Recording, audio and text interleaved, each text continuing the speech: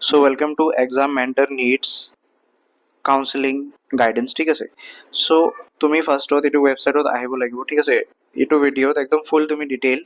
Step বাই step একদম বুজাই দিম কি কি কৰিব লাগিব কেনেকৈ কৰিব লাগিব কাউন্সেলিং ঠিক আছে চৰি কাউন্সেলিং নহয় ৰেজিষ্ট্ৰেশ্যন কেনেকৈ কৰিব লাগিব ঠিক আছে চ' তুমি ফাৰ্ষ্টত এইটো ৱেবছাইটত আহিবা চবেই গম পোৱা ন office of the director of medical education এইটো ৱেবছাইটত তুমি যেতিয়া আহিবা তাৰপিছত তুমি ইয়াতে চাবা নিউ ৰেজিষ্ট্ৰেশ্যন বুলি লিখা আছে ঠিক আছে তাতে তুমি ক্লিক কৰিবা মই ক্লিক কৰিলোঁ তাৰে পিছত তুমি এইটো ইণ্টাৰফেচটো পাবা ইয়াতে তোমাৰ জেনাৰেল ইনষ্ট্ৰাকশ্যনছ লিখা আছে মজাকৈ লিখা আছে মই এটা দেখাই আছোঁ তোমাক চ' ফাৰ্ষ্টত তোমাৰ কি লিখা আছে applicant should have a valid email I D first এইটো ভেৰি ভেৰি ইম্পৰ্টেণ্ট তোমাৰ এইটো যে লিখা আছে ন মই ইয়াতে পইণ্ট লৈ আছোঁ চ' এইটো যে তোমাৰ লিখা আছে valid email I D it is very very important তুমি এটা ইমেইল আই ডি লৈ ল'বা ঠিক আছে ভাল মানে এটা ভেলিড এটা বনাই ল'বা মানে সেইটোৱে তোমাৰ কাউন্সেলিং কৰিবা ন তাৰপিছত মেডিকেল কলেজত যাবা সেইটোৱে তোমাৰ লাগি যাব চ' তুমি এটা ভেলিড ইমেইল আই ডি এটা বনাবা নতুনকৈ বনাবা বা আগৰ পৰা যিটো আছে মানে পাছৱৰ্ড বেগেৰা সেইটো ভালকৈ ৰাখিবা ঠিক আছে তাৰপিছত সেইটো তুমি ইয়াতে ফিল কৰি দিবা তাৰপিছত কি আছে ইয়াতে before filling online application form read medical college dental college এইটো ঠিক আছে এইটো পিছত দেখা যাব তাৰপিছত ইয়াতে ইম্পৰ্টেণ্ট কি মই এইটো তোমাক ক'ম ঠিক আছে চ' ইয়াতে তুমি চোৱা ফিৰ বিষয়ে কোৱা আছে ন ইয়াতে কাউন্সেলিং ফি অফ এৰাউণ্ড কিতনা 1000 rupees at the time of admission তাৰে পিছত তোমাৰ এইটো ফটোৰ যিটো চাইজ আছে ন ফটোৰ ডকুমেণ্ট যিটো চাইজ সেইটো 250 KB দি আছে ন ইয়াতে please note that candidate must upload scanned copy of required documents in PDF format only চ' চাইজ অফ ডকুমেণ্টছ কিমান হ'ব লাগিব তোমাৰ 250 KB ঠিক আছে ডকুমেণ্ট তোমাৰ PDF ফৰ্মেটৰ দিব লাগিব চ' তুমি এইটো বস্তু ৰেডি কৰি ৰাখিবা অ'কে তাৰপিছত applicant need not send copy of application form or any document to this office ঠিক আছে চ' তুমি একদম ডিটেইলি এইটো ভিডিঅ'টো চাই যোৱা তাৰপিছত তুমি মুভ কৰিবা নেক্সট ঠিক আছে নেক্সটটো ক্লিক কৰিলোঁ ৰ'বা নেক্সটটো ক্লিক কৰিলোঁ তাৰে পিছত চাবা এইটো তোমাৰ কেণ্ডিডেটৰ যিটো পাৰ্চনেল ইনফৰমেশ্যন ইয়াতে ফিল আপ কৰা হ'ব and this page is very very important নামকেইটা ঠিক আছে ইয়াতে যিকেইটা ইনফৰমেশ্যন তুমি এণ্টাৰ কৰিবা গোটেইকেইটা একদম একুৰেট এণ্টাৰ কৰিবা ঠিক আছে যাতে পিছতকৈ তোমাৰ কাৰেকশ্যন উইণ্ড' কেতিয়া আহিব কি আহিব সেইটো তোমাৰ টেনশ্যন নহয় ঠিক আছে চ' ফাৰ্ষ্টত তুমি full name of the candidate as per নিটৰ স্ক'ৰ কাৰ্ডৰ যিটো তোমাৰ নাম আছে তুমি ইয়াতে এইটোৱে পুট কৰিবা কেণ্ডিডেটৰ father name mother's name date of birth চব কাৰেক্টলি ফিল কৰিবা জেণ্ডাৰ যদি মেল ফিমেল যি আছে তুমি ইয়াতে দি দিবা ঠিক আছে তাৰে পিছত এড্ৰেছটো ইয়াতে দি দিবা এড্ৰেছ লাইন নম্বৰ 1 2 চিটি আছে ঠিক আছে তাৰপিছত তোমাৰ ডিষ্ট্ৰিক্ট আছে অ'কে পিনক'ড এইবিলাক ভালকৈ দিবা তাৰপিছত ষ্টেট আছামে হয় ঠিক আছে তাৰপিছত পাৰ্মানেণ্ট এড্ৰেছ এইটো তুমি পাৰ্মানেণ্ট এড্ৰেছটো দি দিবা তাৰপিছত তোমাৰ মোবাইল নাম্বাৰ ইয়াতে তুমি ফিল কৰিব পাৰিবা ইজিয়ে হয় মোবাইল নাম্বাৰ ইয়াতে দিবা ইমেইল এড্ৰেছ ইয়াতে দিবা তাৰপিছত এইটো চাই লোৱা ফিজিকেল আইডেণ্টিফিকেশ্যন মাৰ্কছ চ' তোমাৰ কিবা এটা যিকোনো এটা আইডেণ্টিফিকেশ্যন মাৰ্ক আছে for example mole on forehead তো এইবিলাক দি দিবা কিবা এটা কাটৰ কিবা কাট আছে চ' এইটো দি দিবা চ' এইবিলাকে দিবা ন চ' পাৰ্মানেণ্ট এড্ৰেছ তাৰপিছত তোমাৰ এড্ৰেছ ফৰ কৰেছপণ্ডেঞ্চ এইটো তুমি দি দিবা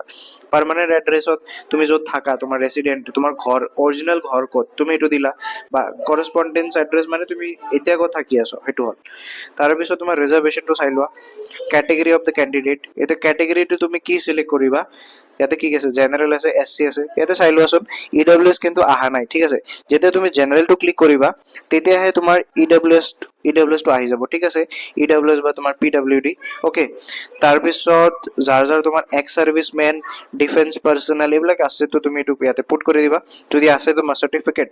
তাৰপিছত ফ্ৰীডম ফাইটাৰ এইবিলাক চব দি দিবা স্পৰ্টছ কোটা যাৰ আছে ইয়াতে টিক কৰিবা অ'কে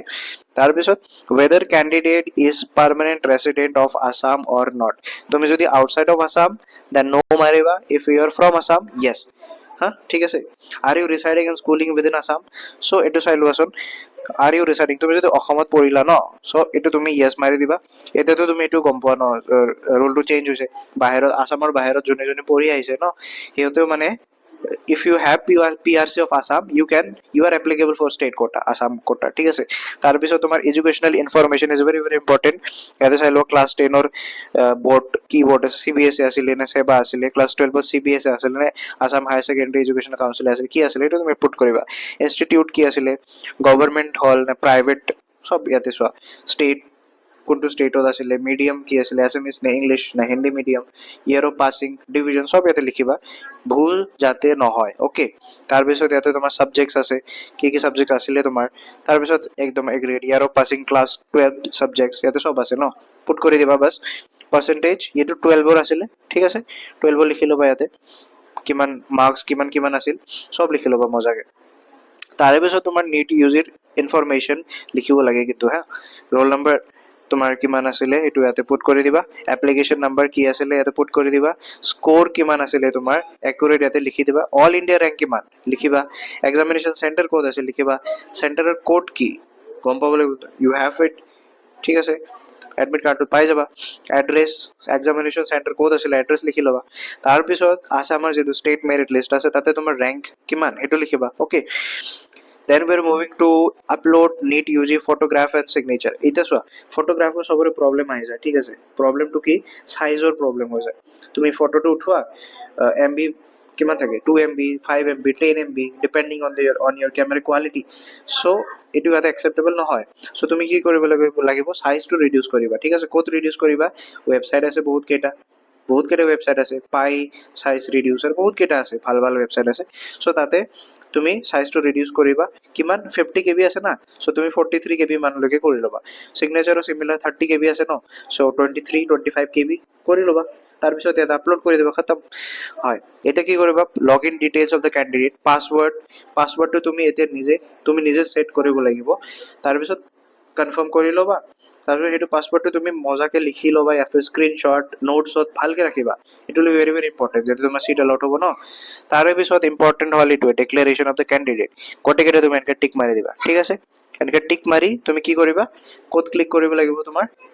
এইটো তোমাৰ যিটো ছাবমিট লিখা আছে ন ইয়াতে ক্লিক কৰিবা, মই ইয়াতে ক্লিক কৰিলে নহ'ব, because I haven't filled all the details, ঠিক আছে। চ' ইয়াৰে পিছত যিটো নেক্সট পেজ যিটো আহে ন সেইটো হ'ল তোমাৰ ডকুমেণ্টছৰ পেজ, যিটো মই ছেপাৰেটকৈ লৈ আছোঁ, ঠিক আছে, এইটো তুমি চাই লোৱা, এইটো হ'ল তোমাৰ ডকুমেণ্টছৰ। চ' এতিয়া তুমি চাই লোৱা ডকুমেণ্টছৰ কি কি ৰিকুৱাৰমেণ্ট আছে, কি কি ডকুমেণ্টছ তোমাৰ আপলোড কৰিব লাগিব, চ' সেইটো তুমি চাই লোৱা। ফাৰ্ষ্টত তুমি কি কৰিবা, এডমিট কাৰ্ড যিটো আছে ন NEET UG 2026ৰ এডমিট কাৰ্ডটো তুমি আপলোড কৰিবা PDF-ত, তাৰপিছত তোমাৰ অৰিজিনেল ফটো ID, এইটো তোমাৰ আধাৰ কাৰ্ডো হ'ব পাৰে, ড্ৰাইভিং লাইচেঞ্চ, পেন কাৰ্ড বা পাছপৰ্ট হ'ব পাৰে, ঠিক আছে,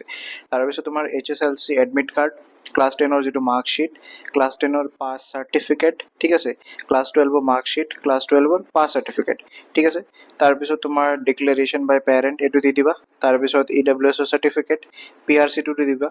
আৰু 11ত এইটো কি আছে, certificate of schooling outside Assam, যদি তুমি আছামৰ বাহিৰত পঢ়িছ তেনেহ'লে you have to provide that proof, ঠিক আছে, তাৰপিছত চাৰ্টিফিকেট অফ স্কুলিং ইন আছামত যদি তুমি পঢ়িলা এইটো তোমাৰ চাৰ্টিফিকেট দিবা, তাৰপিছত চাৰ্টিফিকেট অফ এক্সামিনেশ্যন, ঠিক আছে, মানে পাছ চাৰ্টিফিকেটটো, ঠিক আছে, তাৰপিছত তোমাৰ কি আছে চাৰ্টিফিকেট এণ্ড ছাৰ্ভিচ ডিটেইল, এইটো তোমাৰ হ'ল এক্স ছাৰ্ভিচমেন যিটো কোটা যদি আছে ইফ এভেইলেবল তেনেহ'লে ইয়াতে তুমি দি দিবা। তাৰপিছত এনেক্সাৰত এটা চেঞ্জ আছে, যেনেকৈ তোমাৰ এনেক্সাৰ 2ত তুমি যদি আছামৰ বাহিৰত পঢ়িছ তেনেহ'লে তুমি এনেক্সাৰ 2 যদি তোমাৰ 3 জেনেৰেশ্যন যিটো চাৰ্টিফিকেট হয়, ঠিক আছে, সেইটো তুমি ইয়াতে দি দিবা, এনেক্সাৰ 2টো দিব নালাগে, তুমি সেইটো দি দিবা, ঠিক আছে, যদি তুমি আছামৰ বাহিৰত পঢ়িছ। বাকী কেইটা চোৱা, যিটো তোমাৰ NEET 2020 UG 2026ৰ OMR sheet সেইটো প্ৰভাইড কৰি দিবা, ঠিক আছে, চ' এইকেইটাই হ'ল, তাৰপিছত তুমি ছাবমিট মাৰি দিবা, then your registration will be done. Okay.